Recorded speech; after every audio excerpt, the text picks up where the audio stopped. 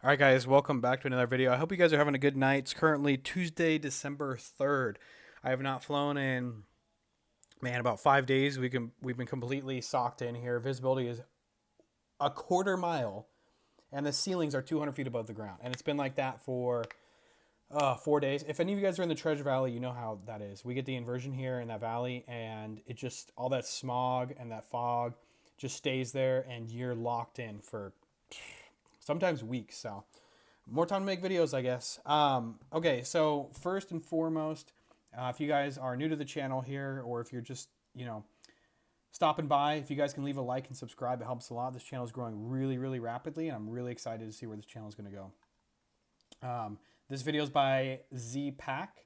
He said, flare too high and too early without enough power and assessed on 172. Patience is the key. So shout out to Z Pack for posting this video.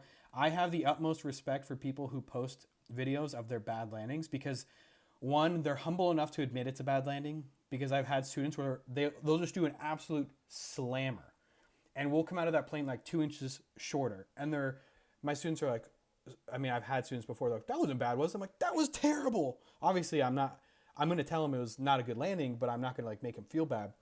I'm just thinking to myself, that was awful, dude. I'm below average height for an American now. I was 5'9", now I'm 5'6". And I've had some slammers, that's for sure. But anyways, let's watch this video. Z-Pack, thank you for posting this and allowing us to take this as a teaching opportunity.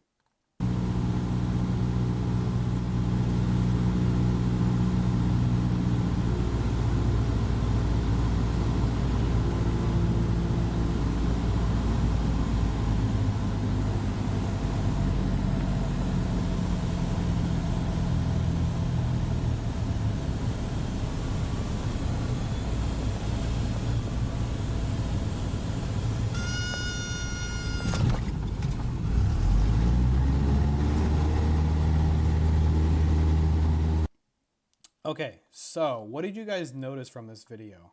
I can tell you right now that my cortisol, it just spiked watching this video. My adrenaline is popped and I'm not sleeping now.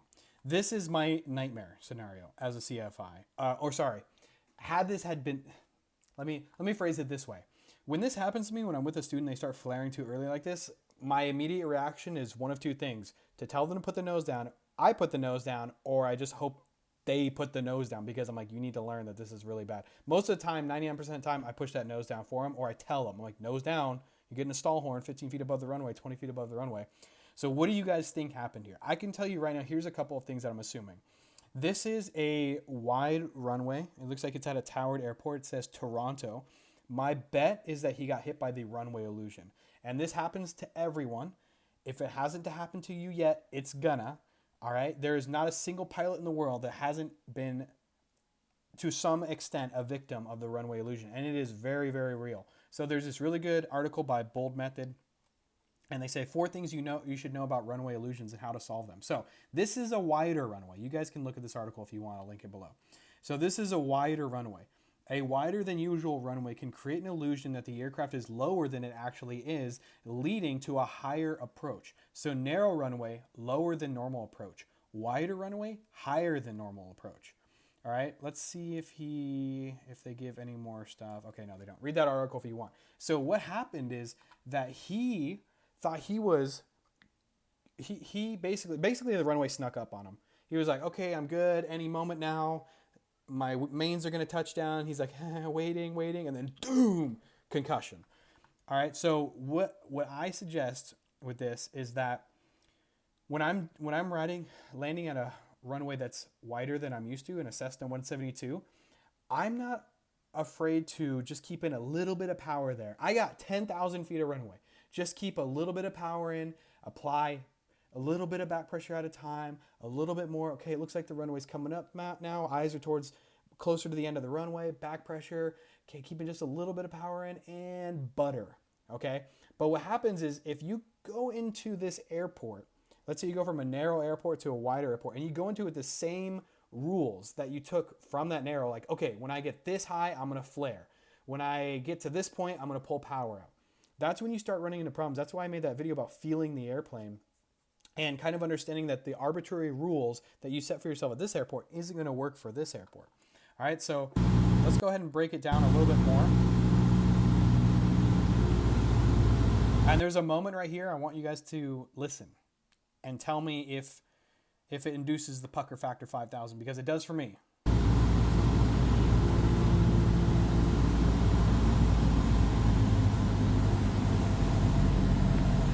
So right here, I hear the power come out. That's not necessarily a problem, assuming you don't flare early and assuming you maintain a good approach speed. But what happens here is that he reduces his power, whether it is to idle or close to idle, I don't know, but he reduced it significantly, at least by a couple hundred knots for sure. And then he immediately starts applying back pressure here. Look how high he still is. Right? He is applying back pressure high up there, and you can see that nose coming up. Okay? There comes out more power, and he's still, guys, look at this, 10 to 15 feet above the runway, and he starts applying back pressure here.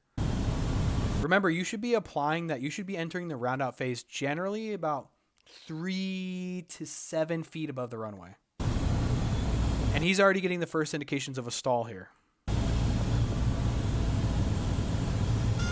At this moment, hindsight is 20/20.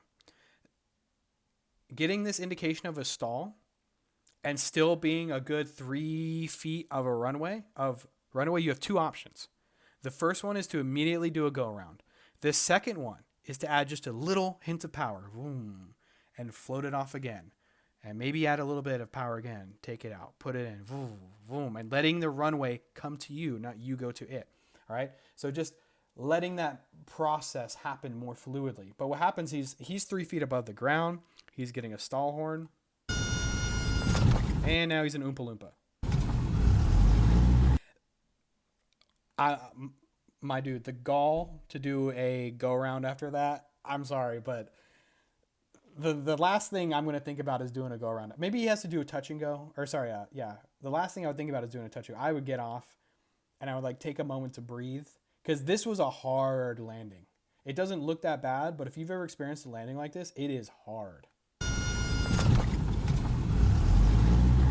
And it didn't look like he landed super flat. I've seen worse, but he definitely landed flat. So now I'm thinking about structural damage. I'm thinking about my adrenaline, my cortisol getting out of control. I'm thinking about my nose wheel. I would definitely get off of the nearest taxiway, and I would have not done a touch and go after this. But I don't know. Maybe this guy's just built different.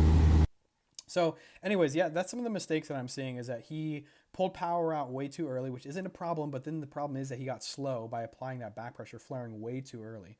All right, his approach looked fine.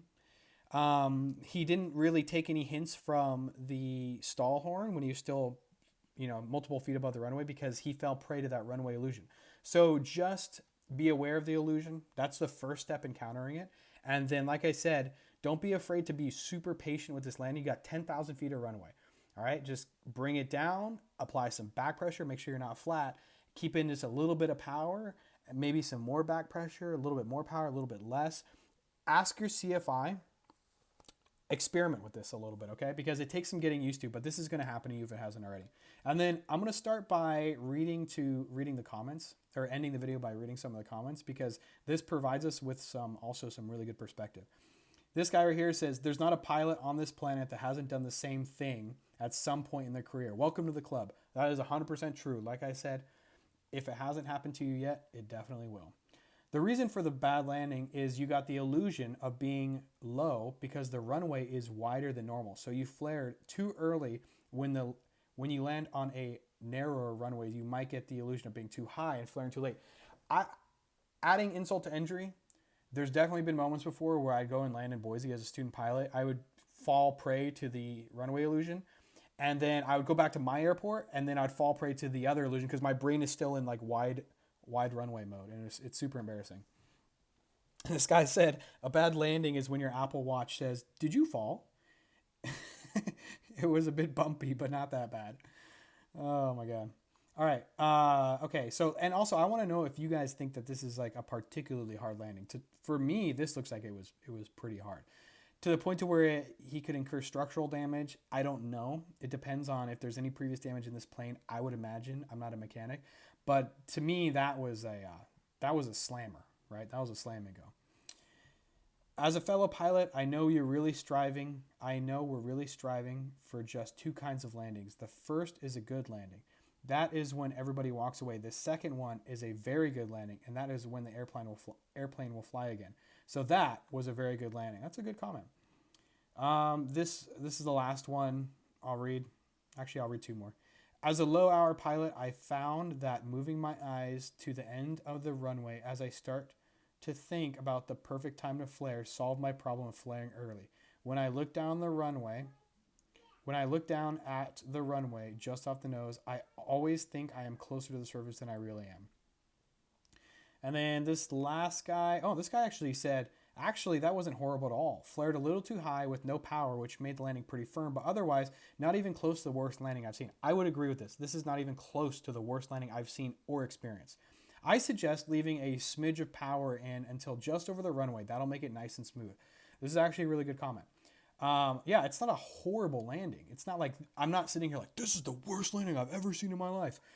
It was just rough, and we can learn from this mistake because this could have been worse. That's my point, is that this could have been a lot worse, okay? I would say if he was a foot higher when he flared and stalled and hit the runway, 2 feet, I think it would have been way worse, okay?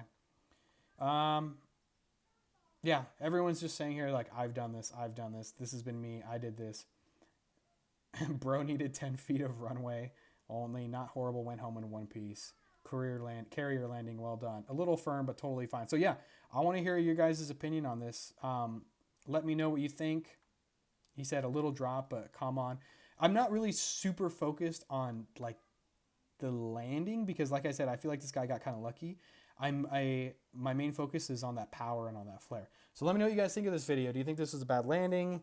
Do you think it was a decent landing? What could you have done better? Yeah, I want to hear your guys' opinions. See ya.